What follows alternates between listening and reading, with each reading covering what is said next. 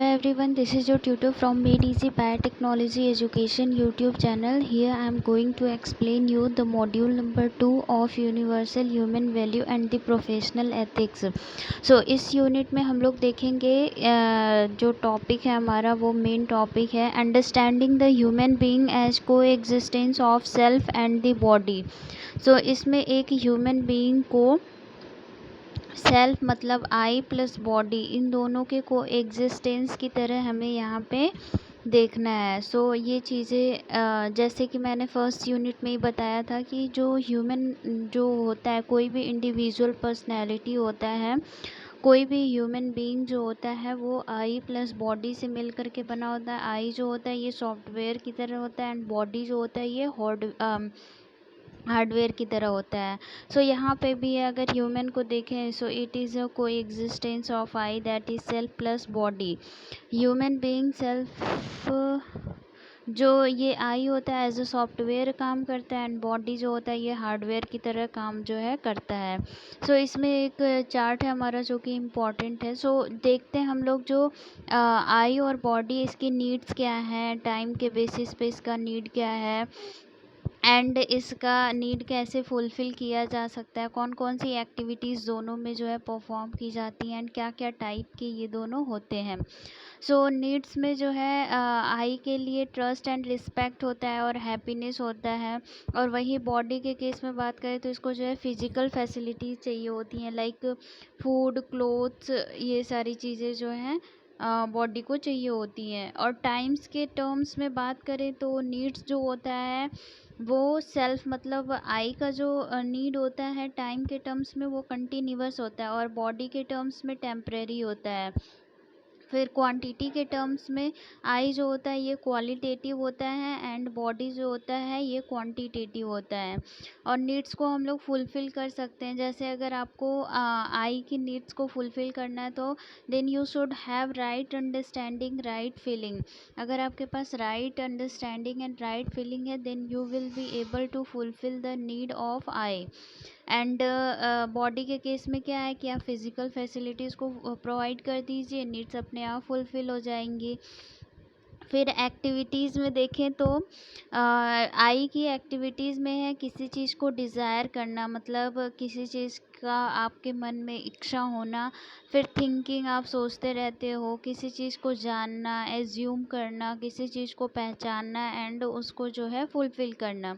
For example एक family है, आप उस फैमिली में हर एक मेंबर की चीज़ों को जानें, उस चीज़ को अज्यूम करें, पहचानें एंड देन जो है आप उनकी नीड्स और रिक्वायरमेंट को जो है फुलफ़िल करें. और वही अगर बात करें बॉडी के केस में तो एक्टिविटीज़ क्या परफॉर्म करती है हमारी बॉडी. ब्रीदिंग हो गया, फिर ब्रीदिंग, हार्ट बीट हो गया, रिकॉग्नाइज करना उसको एंड फुलफ़िल करना.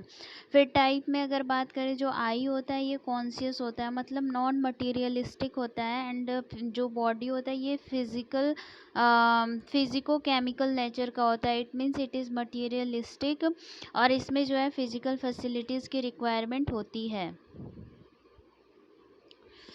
अब हम लोग the human being can be seen as a coexistence of the self and the body. जो ह्यूमन बीइंग है उसको हम लोग जो है सेल्फ एंड बॉडी से मिल करके बना हुआ कहते हैं. इसका फर्स्ट पॉइंट है the I is the conscious in nature while the body is material in nature. जो आई है वो जो है कॉन्शियस नेचर में होती है और जो बॉडी होता है ये मटीरियलिस्टिक नेचर का होता है. There is exchange of information between I and the body. जो आई एंड बॉडी इन दोनों के बीच में जो है इंफॉर्मेशन का जो है एक्सचेंज देखने को मिलता है. अब हम लोग देखते हैं what are the needs of the I and the body. The basic need of I is happiness, trust, respect etc which are qualitative not quantitative and continuous in the time.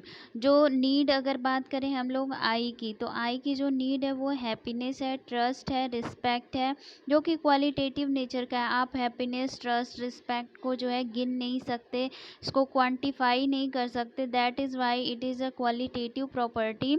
And ये सारी property जो है continuous होती हैं time के साथ। Like ऐसा नहीं है कि आपको आज हैप्पीनेस मिल रही है then you are going to take the happiness, और कल नहीं मिलेगी तो नहीं लोगे, ऐसा कुछ। मतलब आपको कंटिन्यूअस हैप्पीनेस चाहिए अपनी लाइफ में अगर आप खुश रहना चाह रहे हो, प्रॉस्परस रहना चाह रहे हो। और वहीं अगर बात करें कि जो बॉडी है उसकी नीड क्या है, तो food, clothes and the centre physical facilities are quantifiable and temporary in time. So जो बॉडी की नीड होती है, फूड, क्लॉथ्स, घर, कपड़ा, मकान, ये सारी चीज़ें होती हैं जो कि क्वान्टिफिएबल है। लाइक आपको कितने कपड़े चाहिए एंड घर, ये सारी चीज़ें जो है क्वान्टिफिएबल हैं एंड ये जो है टाइम में टेम्परेरी होती हैं। The needs of I for happiness is fulfilled by the right understanding and right feeling, while the needs of the body is fulfilled by the food, clothing, etc. So अगर I की need की बात करें तो ये fulfil होती है right understanding और राइट फीलिंग के थ्रू, और वहीं पे बॉडी की जो नीड है वो फुलफिल होती है फूड, क्लोथ्स, जो फिजिकल फैसिलिटीज़ होती हैं उसके through. Now activities of the eye and the body. So activities in eye are desiring, thinking, imagining, etc., while activities in the body are digesting, breathing, heartbeats, etc. सो अगर आई की activities की बात करें तो उसमें अपनी किसी चीज़ के बारे में सोचना, समझना, इच्छा रखना, ये सारी चीज़ें जो हैं आई की एक्टिविटीज़ हैं। वाइल जो हमारा बॉडी है उसकी एक्टिविटीज़ में आ जाता है खाना को पचाना और breathing, heart beats, all these are the activities of the body. All our activities can be seen as, हमारी सारी एक्टिविटीज़ को देख सकते हैं जैसे कि गोइंग इन आई। सो ये जो है एक्टिविटीज़ जो है आई का है। Going in body is the activities in body and going in I and body both. So activities in I can be understood by, as knowing, assuming, recognizing and fulfilling. The recognition and the fulfillment in I depends on assuming, recognition, fulfillment and assuming, whereas the assuming depends upon knowing about knowing. Correcting, we only assume, are operate on the basis of the belief. Activities in the body are recognizing and fulfilling. The body does not have capacity to assume, thus the recognition and the fulfillment in the body is always definite. So अगर हम लोग आई की activities देखें तो चीज़ों को समझना, assume करना, रिकग्नाइज करना एंड उस चीज़ को जो है फुलफ़िल करना। और अगर बॉडी की एक्टिविटीज़ की बात करें तो यहाँ पे क्या होता है कि आप जो है इसमें चीज़ों को जो है एनालाइज करते हो एंड इसमें लाइक ब्रीदिंग, ये सारी चीज़ें आ जाती हैं इसके एक्टिविटीज़ में। और चीज़ों को रिकॉग्नाइज करना एंड उस चीज़ को जो है फुलफ़िल करना is the activities of the body. Now differentiating और distinguishing the needs of the I and the body. So अगर हम लोग नीड्स देखें आई की और बॉडी की, सो नाइस लुकिंग कार, एक जो है बहुत सुंदर कार है, तो ये किससे रिलेटेड है? सुंदर यहाँ पे आया, मतलब नाइस टर्म यहाँ पे आया है, तो जिसकी वजह से ये जो है it is related to the I. And car for the transport, यहाँ पर एक कार है जो कि ट्रांसपोर्ट के लिए यूज़ की जा रही है, तो ये जो है बॉडी से रिलेटेड है।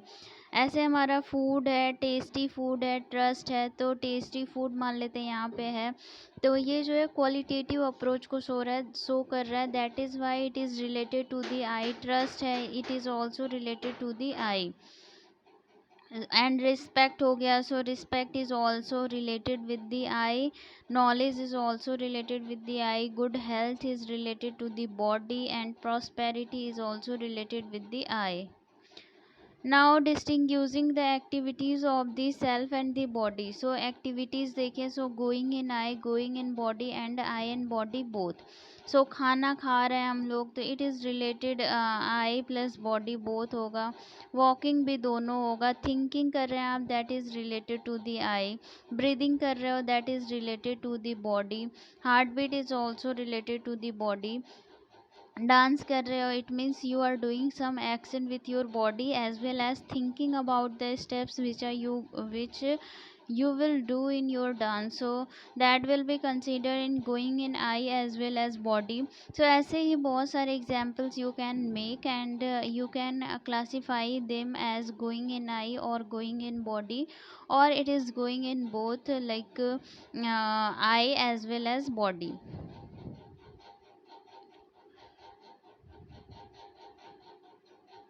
Now understanding the body as an instrument of I. So जो बॉडी होता है ये एक इंस्ट्रूमेंट होता है आई के लिए, जैसे कि I being the seer doer and the enjoyer. So इसमें I am, my body is, I want to live. और बॉडी के टर्म में बोलेंगे तो body is use as an instrument of I. I के टर्म में बोले तो I want to live in continuous happiness. So body के लिए क्या है, for nurture of the body food चाहिए, food for protection of body clothing shelters चाहिए. राइट यूटिलाइजेशन ऑफ बॉडी के लिए क्या है, जो इंस्ट्रूमेंट्स और इक्विपमेंट्स है वो चाहिए for the physical facilities. So here a question is very important which always comes in the AKTU examination, that is explain body as an instrument of eye. So या फिर इसमें जो है सेम क्वेश्चन है दोनों, इसमें आंसर जो है आप सेम लिखोगे. Explain I being seer doer and the enjoyer. Body जो होता है ये एक आई का इंस्ट्रूमेंट की तरह काम करता है, और जो आई होता है वो जो है सीयर की तरह एंड डूअर एंड इंजॉयर का जो है काम करता है. सो आई और बॉडी के बीच में अगर हम लोग 4 डिफरेंस देखें, so to understand and live in harmony at 4 levels. I जो होता है चीज़ों को समझना, एंड चारों लेवल की हार्मनी होती है उस पे जो है उसके साथ रहना. और बॉडी में क्या है, production, protection, right utilisation of the physical facilities. So जो फिजिकल फैसिलिटीज़ हैं उनको प्रोड्यूस करना, उनको प्रोटेक्ट करना एंड उसको सही तरीके से यूज़ करना. आई जो होता है, आई में I am the seer doer and the enjoyer, whereas body is an instrument. When we, for example when we eating, जब हम लोग खाना खाते हैं, so when we are eating food it involves both I and body. जब हम लोग खाना खाते हैं तब ये दोनों चीज़ों को इन्वॉल्व करता है, and I and body. I क्यों इन्वॉल्व होता है, decide how much and what to eat. Body में is act as an instrument. So eating food involves both I as well as body. So I में इसलिए कि आप कितना खाओगे, क्या खाओगे और कैसे खाओगे, ये आई में आ गया. एंड अगर बॉडी की बात करें तो बॉडी जो एक इंस्ट्रूमेंट की तरह काम कर रहा है, जो उस खाने को जो है डाइजेस्ट करने का काम करेगा. सो दैट्स वाई जब आप खाना खा रहे हो, so that would be an example of I as well as body. अब है हमारा इसका आंसर, जो इस क्वेश्चन का आंसर है वो यहाँ से स्टार्ट हो गया है. सो आई जो बॉडी होता है ये एक इंस्ट्रूमेंट होता है आई का.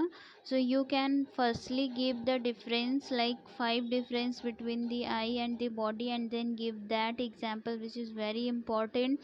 And after that you can explain I am seer, I am doer and I am enjoyer. So I am seer मतलब सीइंग या फिर अंडरस्टैंडिंग, किसी चीज़ को देखना या समझना. So for example when you read a book, I see the pages and it is not it doesn't causes the understanding of the paragraph. So understanding by seeing is seer. So I am the one that sees and understand. I sometimes use the body as an aid to see. Seeing here means understanding. Seer is also called the drashta. So basically यहाँ पे क्या है, M shear का मतलब किसी चीज़ को आप देख रहे हो, लाइक आप अगर कोई बुक पढ़ रहे हो तो आपकी आंखें जो है उस चीज़ को जो है पढ़ती हैं. तो यहाँ पे बॉडी जो है एज एन इंस्ट्रूमेंट काम कर रहा है, लेकिन ये ज़रूरी नहीं है कि आप उस बुक को देख करके समझ भी पा रहे हो.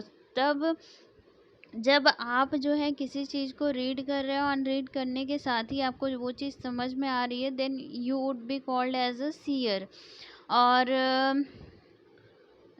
जो किसी चीज़ को देख करके समझना is called, also called the दृष्टा.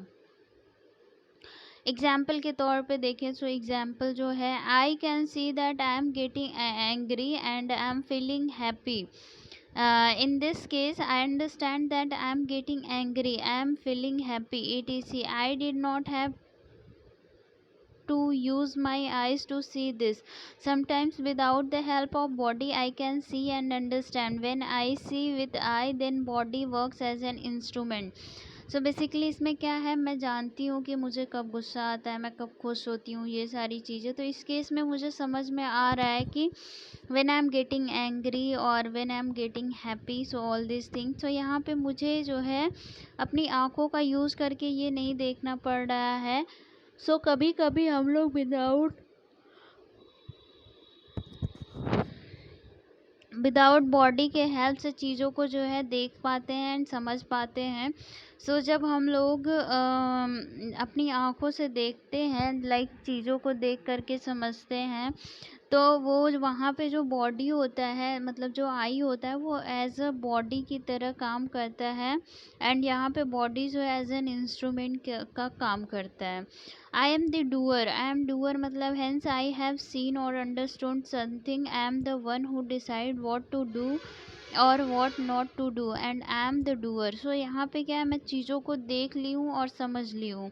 अब यहाँ पे मैं ही वो पर्सन हूँ जो डिसाइड करेगा कि अब करना क्या है और क्या नहीं करना है. So I am here the doer.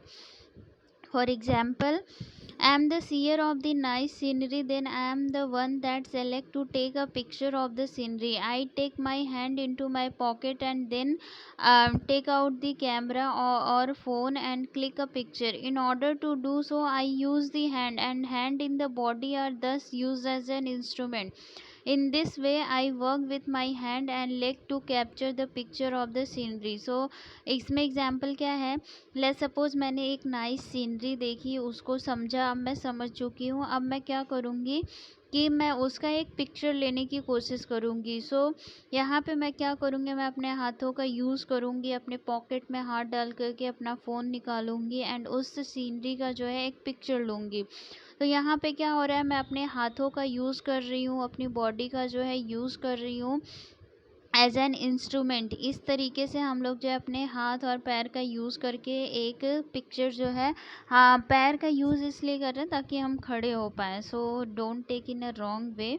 So यहाँ पे अपने हाथों का यूज़ करके हम लोग जो है कैमरा या फिर फ़ोन को निकालना एंड उस सीनरी का जो है पिक्चर क्लिक करना. तो यहाँ पे जो हमारा हाथ है वो एज एन इंस्ट्रूमेंट काम कर रहा है. फिर उसके बाद आई am the enjoyer. So I saw the scenery and took the picture. I was the seer and doer so far. When I see the picture, I like it. I am the one that enjoy it. Thus, there is continuity of being the seer, doer, and the enjoyer. Similarly, so यहाँ पे क्या है कि मैंने scenery देखा, picture लिया. सो यहाँ पे मैंने चीज़ों को देखा भी और मैंने एक्शन भी लिया, लाइक मैंने काम भी किया उस पर. जब मैं पिक्चर को देख रही हूँ तो मुझे वो जो पिक्चर है वो काफ़ी पसंद आ रही है, मैं उस चीज़ को एंजॉय कर रही हूँ. सो यहाँ पे जो सीयर, डूअर एंड एंजॉयर है, इसके बीच में एक कंटिन्यूटी मेंटेन है. सो सिमिलरली जब मैं खाना खाती हूँ, सो मैं ही होती हूँ जो कि टेस्ट लेती हूँ फ्रॉम द टंग. एंड जैसे ही फूड हमारी बॉडी में एंटर करता है, सो इन्फॉर्मेशन जो है हमें मिलती है. तो मैं ही होती हूँ जो फूड को इंजॉय करती हूँ. So I am the only one who is the enjoyer and it is also called the भोक्ता. सो जो सीयर जो होता है उसको दृष्टा कहते हैं एंड जो इंजॉयर होता है उसको जो है भोक्ता कहते हैं. So sometimes questions asked in the Hindi terms also, so you should be aware about these terms. So let's move ahead with so harmony in the self or the I.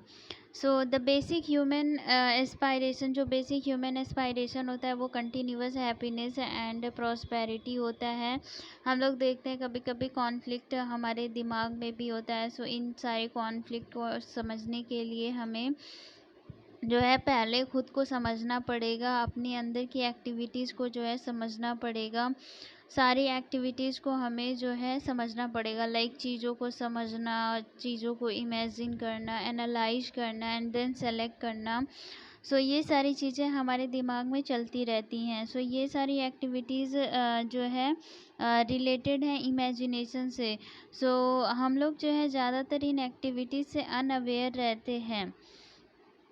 Today our desire, thoughts and expectation are being set either on the basis of some preconditioning और आजकल हमारे जो desire thoughts हैं ये पहले से ही decided रहते हैं, जैसे कि पास्ट बिलीफ के अकॉर्डिंग, या फिर जो अंधविश्वास या फिर कुछ चीज़ें जो होती हैं इंसान के दिमाग में पहले से ही सेटल होती हैं उस हिसाब से। And these are not self verified by us on the basis of our natural acceptance। और ये सारी चीज़ें जो है नेचुरल एक्सेप्टेंस के तौर पे जो है वेरीफाइड नहीं होती हैं। as long as our life's desires are being set by outside, there is a chance that we may be in a conflict. So ये पॉसिबिलिटी है, जब तक हम लोग जो है हमारे डिज़ायर थॉट्स जो है कोई बाहरी पर्सन डिसाइड करेगा या फिर कोई पास्ट बिलीफ के अकॉर्डिंग हम लोग करेंगे, तो हमेशा चांसेस बना रहेगा कि आप जो है कॉन्फ्लिक्ट में फंस सकते हो। If our desire are being set either by a preconditioning or by some sensation from the body, we are enslaved. So जब हमारे थॉट्स, हमारे डिज़ायर्स, हमारी विशेज़ जो है प्री कंडीशनिंग या फिर जो पास्ट बिलीफ है उसके हिसाब से सेट होती हैं, तो इस कंडीशन में हम लोग जो है गुलाम बन जाते हैं, इंस्लेप्ड हो जाते हैं। इसको हम लोग जो है परतंत्रता या फिर दासता कहते हैं। सो परतंत्रता या फिर इसको जो है दासता भी कहते हैं। सो हार्मनी इन आई मतलब हमारा जो किसी भी ह्यूमन बीइंग का जो वो एस्पायरेशन होता है, कंटिन्यूअस हैप्पीनेस एंड प्रॉस्पेरिटी होता है। लेकिन आजकल देखें तो लोग जो है ज़्यादा जो डिसीजन होता है वो पास्ट कंडीशनिंग के हिसाब से लेते हैं, जिसको हम लोग जो है परतंत्रता या फिर दासता कहते हैं। In this state, not only are desire, thoughts and expectation in conflict among themselves, they are also in conflict with our own in us। This is the basic issue। यहाँ पे ये बड़ी बात है कि जब हम लोग चीज़ों को प्री कंडीशनिंग के हिसाब से डिसाइड करते हैं तो ये कॉन्फ्लिक्ट दूसरों के साथ होता ही है, बट ये खुद के भी दिमाग में चीज़ें चलने लगती हैं। सो आपका खुद से भी कॉन्फ्लिक्ट का एक इशू जो है क्रिएट होता है। Through the process of self exploration, the activities of realization and understanding get activated। सो अगर आप जो सेल्फ एक्सप्लोरेशन प्रोसेस है इससे आपको जो है रियलाइजेशन और जो अंडरस्टैंडिंग है वो एक्टिवेट होती है। हम चीज़ों को जो है अपने हिसाब से अलाइन करते हैं एंड उसको जो है एक्सेप्ट करते हैं। There is self organisation in my activity leading to continuity of happiness. This is the harmony in the I. So यहाँ पे क्या चीज़ है, जब हम लोग जो है सेल्फ एक्सप्लोरेशन करते हैं तो चीज़ों को समझना एंड उसको जो है राइट डायरेक्शन में करना, एज वेल एज उसको जो है नेचुरल एक्सेप्टेंस के तौर पे वेरीफाई करना, ऑल दिस थिंग्स जब हो जाती हैं तो यहाँ पे जो है जो हैप्पीनेस होती है ह्यूमन बीइंग की वो कंटिन्यूअस हो जाती है एंड इसी को हम लोग जो है हार्मनी इन द सेल्फ कहते हैं। Now harmony in the body. So harmony in the body क्या है? सो यहाँ पे हमें जो है चीज़ों को समझना पड़ेगा, जो कि संयम, स्वास्थ्य एंड संयम स्वास्थ्य होता है। सो अंडरस्टैंडिंग संयम मतलब सेल्फ रेगुलेशन एंड स्वास्थ्य हेल्थ। सो ह्यूमन बीइंग जो है as a coexistence of I and body है। आई जो है कॉन्शियस नेचर का होता है एंड यस इसको हम लोग संयम कहते हैं। एंड बॉडी जो होता है ये मटीरियल नेचर का होता है एंड इसमें हमारा जो है स्वास्थ्य आता है। सो संयम देखते हैं क्या होता है। सो संयम को इंग्लिश में हम लोग जो है सेल्फ रेगुलेशन कहते हैं। So the feeling of responsibility in the self for nurturing, protection, right utilisation of the body is called संयम। सो आपके दिमाग में एक फीलिंग होती है रिस्पॉन्सिबिलिटी की कि हमें रिस्पॉन्सिबिलिटी दिमाग में या फिर हमारी जो सेल्फ आई है उसमें जो है एक सेंस ऑफ रिस्पॉन्सिबिलिटी होती है, चीज़ों को कैसे हम लोग नर्चर करें, उसको कैसे सुरक्षित करें और उसका कैसे हम लोग बॉडी का हम लोग कैसे सही तरीके से यूज़ करें। व्हेन आई लिव विद संयम there is harmony among the different parts of the body and body acts according to me as a useful instrument. जब मैं संयम के साथ रहूँगी तो हमारे मतलब मेरी बॉडी के डिफरेंट पार्ट्स में जो हार्मनी है वो मेंटेन होगी एंड हमारी बॉडी जो है ज़्यादा यूज़फुल होगी हमारे लिए as an instrument when we are happy. फिर स्वास्थ्य में हमारा हेल्थ आ गया। So the body acts according to the need of I, there is harmony among the parts of the body. स्वास्थ्य is the condition of the body where every part of the body is performing its expected function. There is harmony within the body and it is fit for use by the self. सो स्वास्थ्य एक ऐसी condition है जिसमें हमारे body के different part जो है अपना फंक्शन जो है वो परफॉर्म कर रहे हैं एंड यहाँ पे हर एक बॉडी पार्ट में जो है हार्मनी मेंटेन रहेगी एंड इन दिस टाइम जो बॉडी है it is fit for use by the self. जैसे कि अगर मैं स्ट्रेस में या फिर डिसहार्मनी में रहती हूँ तो ये जो है स्वास्थ्य को अफेक्ट करेगा and causes the psychotropic diseases such as asthma etc। So अब है हमारा next topic, what is the status on today about संयम एंड द स्वास्थ्य। तो आज के दिन में संयम एंड स्वास्थ्य को लेकर के स्टेटस क्या है। सो पहला है lack of responsibility towards the body. We find that our lifestyle has become very busy and unnatural. We usually do not give priority to take proper care of the body. We had increasingly started eating at odd hours, eating junk food, and ignorant about the state of our body. Usually, we try to fulfill the continuous need of the self, namely happiness, by trying to extend the pleasant body sensation, which proves contrary to the health of the body. As a result, the body is abused repeatedly and sick in modern society due to our indulgence and addictions, primarily for the lack of संयम। सो basically क्या है, lack of responsibility towards body. आजकल के modern society या फिर modern world में क्या है कि लोग जो है अपनी बॉडी पे उतना ध्यान नहीं दे पाते हैं, कोई भी चीज़ कभी भी खा लेते हैं। बहुत सारी चीज़ें जो है वो इग्नोर करते हैं, जंक फूड खाना, ये सारी चीज़ें जो है हमारी बॉडी को अफेक्ट करती हैं एंड हमारी जो हमारा संयम है वो जो है मेंटेन नहीं हो पाता है and that is why that lead to the lack of the संयम इन आवर बॉडी। सो अगर हम लोग अपनी बॉडी का प्रॉपरली केयर करते हैं, सारी चीज़ें प्रॉपर तरीके से एक करेक्ट टाइम पे फूड लेना एंड उसको जो है कंटिन्यू करना, टाइमली खाना पीना, ये सारी चीज़ें करते हैं तो हमारा जो संयम होगा सेल्फ का वो जो है मेंटेन होगा। फिर दूसरा है tendency for the medication to suppress the elements.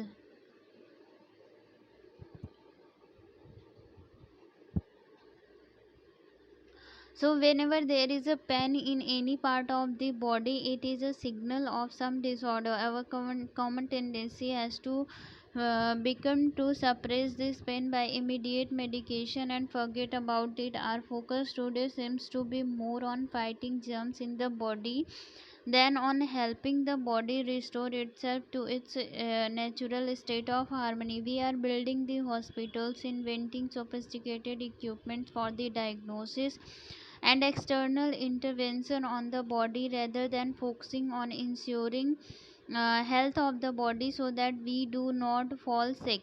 Therefore, it becomes important for us to become aware of our own body and how common simple medication can be used to facilitate the body to come back to the health in case of ailment. So basically इसमें क्या है कि आजकल क्या है, लोगों को कहीं भी बॉडी कहीं भी किसी भी पर्सन को बॉडी में पेन हो रहा है, इट मीन्स जो है उसको कुछ बीमारी है एंड इसमें क्या होता है, लोग फटाक से दवा लेकर के खा लेते हैं ताकि उनका जो पेन है वो ख़त्म हो जाए। और बहुत सारे हॉस्पिटल्स खुल रहे हैं, बहुत सारे इक्विपमेंट्स आ रहे हैं डायग्नोसिस के लिए, इन सारी चीज़ों के लिए। एंड ह्यूमन जैसे ही कोई उसको चीज़ें होती हैं, फटाक से वो दवा लेकर के उस पेन को जो है वो सप्रेस कर लेता है। सो इस कंडीशन में ये होना चाहिए कि ह्यूमन बीइंग को अपने हेल्थ पर ध्यान रखना चाहिए ताकि वो बीमारी हो ही ना। ऐसी चीज़ें अगर मेंटेन होती है तो एक सेंस ऑफ हार्मनी आएगा and that will give a positive attitude to your life. फिर है हमारा पोल्यूटेड एयर, वाटर, फूड। हम लोगों ने अपने इन्वायरमेंट को आज की दुनिया में बहुत ही ज़्यादा पोल्यूट कर रखा है, जो कि हमें डायरेक्टली या फिर इनडायरेक्टली हार्म कर रहा है। हमारा जो एयर है, वाटर है, सॉइल है, प्लांट्स है, ये सारी चीज़ें जो है पूरी तरीके से पोल्यूट हो गई हैं एंड इन सारी चीज़ों के लिए हम ही लोग रिस्पॉन्सिबल हैं। हमारा जो खाना है वो इम्प्योर हो गया है। हमारा जो खाना इम्प्योर कैसे हो गया है, क्योंकि आप जो है गेहूँ, धान, जो भी क्रॉप है उसको उगाने के लिए आप जो है हैवी फर्टिलाइजर्स एंड पेस्टिसाइड का यूज़ कर रहे हो। हमारे जो फूड है उसमें बहुत सारे टॉक्सिक कंटेंट भी आने लगे हैं, जो हम लोग एयर को ब्रीथ करते हैं। बहुत सारे केमिकल से वो जो है पोल्यूट होता है, जैसे इंडस्ट्री से निकलने वाले केमिकल्स, धुआं, ये सारी चीज़ें जो है एयर को जो है पोल्यूट करती हैं। All this is not conducive to the health of the people. Increase of hospital or medical costs is no substitute to the स्वयं। ये सारी चीज़ें हमारे हेल्थ को जो है बहुत ही ज़्यादा अफेक्ट कर रही हैं और इसकी वजह से ज़्यादा हॉस्पिटल बनाना is not the ultimate solution for the स्वयं। अब है हमारा what is the solution for solving 3 problems of संयम एंड स्वास्थ्य, that is status on being और स्टेटस ऑन टुडे। 3 प्रॉब्लम्स थी संयम एंड स्वास्थ्य की। पहला प्रॉब्लम था lack of responsibility towards the body, दूसरा था tendency for medication to suppress the element और थर्ड था पोल्यूटेड एयर, वाटर, फूड। अब इन तीनों का सोल्यूशन क्या होता है? सोल्यूशन में देखें तो पहला सोल्यूशन तो ये है कि आपको जो है प्रॉपर फूड, हवा, वाटर, इन सारी चीज़ों को कंज्यूम करना चाहिए। जब हम लोग अपना खाना सेलेक्ट करते हैं तो हमें जो है ऐसे एलिमेंट को कंसीडर करना चाहिए जो कि जिनमें न्यूट्रिएंट्स हो, जिससे हमारी बॉडी को एनर्जी मिल सके। द प्रोसेस ऑफ जब हम लोग फूड को सेलेक्ट करते हैं, उसको खाते हैं एंड वो हमारी बॉडी में जाके डाइजेस्ट होता है एंड डाइजेस्ट होने के बाद वो जो एक्सक्रीट आउट होता है। ये जो होता है बहुत ही ज़्यादा इम्पॉर्टेंट होता है। ये ये सारी चीज़ें जो है हमारी प्रोग्राम्स का पार्ट है। पहला इंजेशन। इसमें क्या होता है, हम लोग जो है फूड को अपने मुंह में लेते हैं एंड उसको जो है चबा चबा करके खाते हैं। बहुत सारी चीज़ें जो होती हैं वो फूड में प्रेजेंट होती हैं, जो कि चबाने के बाद ही जो है डाइजेस्ट होती हैं। ये हमारे ऑर्गन्स के काम को जो है सिंपल करने में हेल्प करता है। फिर दूसरा है digestion. Once swallowed the digestion of the food starts. For this proper rest and exercise of the body is also essential. We can see that the food needs to be eaten only when we feel hungry. The choice of the food has to be such that it is easily digestible and the food need to be taken with proper posture of the body and in the right quantity. इसमें क्या है, जब आप खाना अपने मुंह में ले लिए एंड उसको जो है स्वेलो कर लिए तो फूड का डाइजेशन जो है वो स्टार्ट हो जाता है। फूड के डाइजेशन के लिए आपको जो है प्रॉपर रेस्ट, एक्सरसाइज करना चाहिए। हम लोग देख सकते हैं कि जो फूड हम लोग खाते हैं, हमें फूड तभी लेना चाहिए जब हम लोग जो है भूखे हों, और जो फूड की चॉइस होनी चाहिए वो इस प्रकार से होनी चाहिए कि उसमें फूड में जो है ज़्यादा से ज़्यादा अमाउंट में न्यूट्रिएंट्स प्रेजेंट हो, एनर्जी कंटेंट जो है उसमें ज़्यादा हो। हमें जो है राइट क्वांटिटी में और सही तरीके से बैठ करके भोजन को जो है ग्रसित करना चाहिए। फिर एक्सक्रीशन है।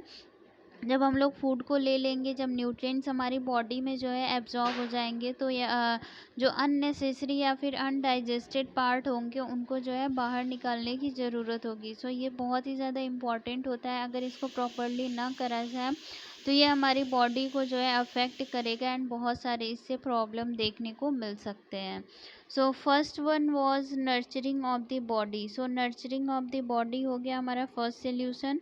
दूसरा है protection of the body. The second issue is the protection of the body. So आप जो है क्लोथ शेल्टर को सेलेक्ट करते हो अपनी बॉडी को प्रोटेक्ट करने के लिए। जब हमारा बॉडी जो है इन्वायरमेंट से इंटरेक्ट करता है, सो हमारी बॉडी का राइट अमाउंट में जो एक्सपोज़र होना चाहिए एयर, वाटर एंड सन से, वो उतना ही होना चाहिए जिसकी वजह से जो हमारी बॉडी का प्रॉपर फंक्शनिंग है वो जो है मेंटेन हो सके। To insure the health of the body we need to take care of the following. अगर हमें अपनी बॉडी की हेल्थ को इंश्योर करना है तो हमें इन सारी चीज़ों का ध्यान रखना चाहिए। आहार विहार, श्रम, व्यायाम, आसन, प्राणायाम, औषधि चिकित्सा। सो आहार विहार में क्या है? इन आहार right about the nurturing of the body in short. So आहार में मतलब आप भोजन को कैसे लेते हो, सो इसमें बेसिकली आप बॉडी को कैसे जो है नर्चर कर पा रहे हो। So that I have already explained you in the nurturing of the body, so you can write all these points in this also. And second one is the vihar. So proper upkeep of the body. When we work, body gets tired. When we take rest, body becomes fit to work. But again, there is a limit to the amount of work and the rest we need. We also need to work and rest we also need to ensure that proper time, posture and the way to work and to rest. We need to provide a hygiene condition for the proper functioning of the body. So इसमें क्या है कि हम जब काम करते हैं तो हमारी बॉडी थक जाती है, जब हम रेस्ट करते हैं तो हमारी बॉडी जो है काम करने के लिए फिट हो जाती है। लेकिन यहाँ पे एक लिमिट है, हमें कितने अमाउंट में काम करना है, कितने अमाउंट में हमें रेस्ट करना है। सो हमें जो एक प्रॉपर टाइमिंग पता होनी चाहिए, एक तरीका पता होना चाहिए कैसे काम करना है और कितना हमें रेस्ट लेना है। सो हमें एक जो है हाइजीन कंडीशन प्रोवाइड करनी चाहिए for the proper functioning of the body. Second है हमारा श्रम व्यायाम, physical labour and the exercise. So requisite amount of the physical labour and the exercise are essential to keep the body healthy. So आपको physical labour and exercise करना बहुत ही ज़्यादा ज़रूरी है अगर आप अपनी बॉडी को जो है हेल्दी रखना चाह रहे हो। Labour means employing the body physically for the production and the maintenance of the physical facility. यहाँ पे लेबर का मतलब है कि आप अपनी बॉडी को जो है कहीं पे लगा रहे हो जिसकी वजह से आपका जो प्रोडक्शन और जो मेंटेनेंस है फिजिकल फैसिलिटी का वो हो पा रहा है। फिर है हमारा आसन प्राणायाम। So yoga, asana and pranayama are well designed exercise to keep the body healthy and to insure the synergy between the self and the body. These are the exercises involving specific posture and the regulation of the breathing. So basically आप योगा, आसन, प्राणायाम करते हो जिसकी वजह से आपकी body जो है हेल्दी रहे एंड इसकी वजह से एक पॉजिटिव एनर्जी हमको देखने को मिलती है between I and the body. These are the exercises involving specific, ये कुछ एक्सरसाइजेज हैं जिसमें जो है स्पेसिफिक पोस्चर जो है वो मेंटेन होता है एंड रेगुलेशन ऑफ ब्रीदिंग जो है वो मेंटेन हो पाता है। फिर थर्ड है हमारा औषधि चिकित्सा, औषधि चिकित्सा। सो ट्रीटमेंट ऑफ द बॉडी, जब हमारी बॉडी को कोई चोट लगता है या फिर कोई डिसऑर्डर आ जाता है कोई नेचुरल कैलेमिटीज़ की वजह से। सो हमारी बॉडी की एक नेचुरल टेंडेंसी है घाव को भरना, जैसे कि जब हमें चोट लगती है तो उसको कुछ दिन छोड़ दें तो अपने आप वो चीज़ें सही हो जाती हैं। सो हमें इस चीज़ को जो है फॉलो करना चाहिए दबाना नहीं चाहिए। ऐसा नहीं कि आपको थोड़ी सी चोट लगे या फिर माइन्यूट सा कुछ हुआ है then you will just go to the doctor and take the medicine. कुछ हमारी बॉडी की नेचुरल हीलिंग टेंडेंसी भी होती है जो कि घाव को अपने आप सही कर देती है। With all the care we take the body में require the treatment at the time. The treatment of the body can be done by the proper exposure of the body to the air water और the sun. हमें जो हमारी body का treatment है ये मतलब जो है करना चाहिए या फिर हो सकता है जब हमारी बॉडी जो है एयर वाटर एंड सन से जो है एक राइट अमाउंट ऑफ टाइम के लिए एक्सपोज हो।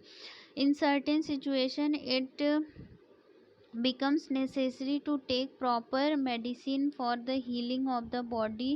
Sometimes I may need to go for surgery of the body too।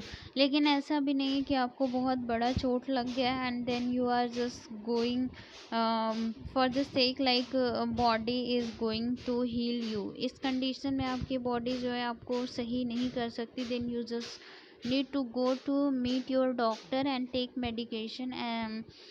इस कंडीशन जब थोड़ा बहुत चोट लगा हो तो छोड़ देना चाहिए और जब ज़्यादा चोट लगा then you should definitely contact with your doctor for the healing of your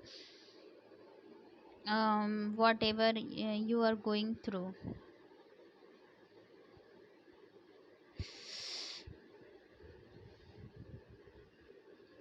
and the third is right utilisation of the body. आपको अपने बॉडी का जो है एज एन इंस्ट्रूमेंट बहुत सही तरीके से यूज़ करना चाहिए। हम लोग जो है कभी कभी अपनी बॉडी का सही से ख्याल नहीं रख पाते और हम लोग कभी कभी लापरवाही भी करते हैं। हमें ये सारी चीज़ें नहीं करनी चाहिए, प्रॉपर केयर करना चाहिए एंड बॉडी को एज ए यूज़फुल इंस्ट्रूमेंट जो है यूज़ करना चाहिए।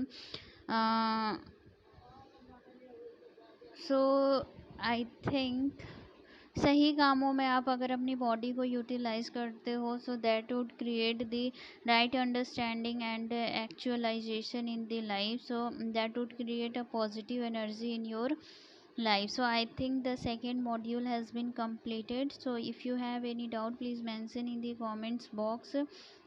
Thank you so much for watching. Keep sharing and liking my videos. Thank you।